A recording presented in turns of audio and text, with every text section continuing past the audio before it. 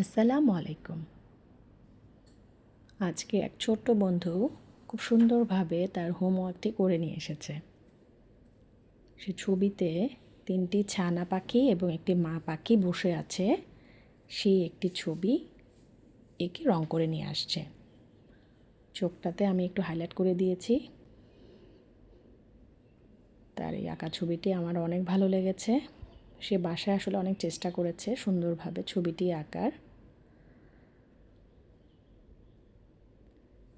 এই ছবিটি আসলেই অনেক সুন্দর হয়েছে। তো যাই হোক, আমি একটু হাইলাইট করে দিলাম, একটু আলো ছায়া দরকার ছিল, সেখানে একটু এঁকে দিয়েছি।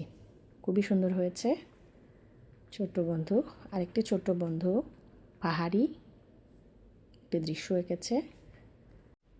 পাহাড় থেকে ঝর্ণার পানিটি নিচে নেমে আসছে এবং দুটো গাছ, পিছনে একটু সূর্য দিয়েছে, মেঘও আছে।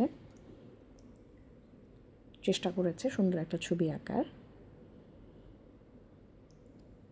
আরেকটা ছবি, সেটাও সেই একই, পাহাড় থেকে ঝর্ণার পানি নিচে নেমে আসছে।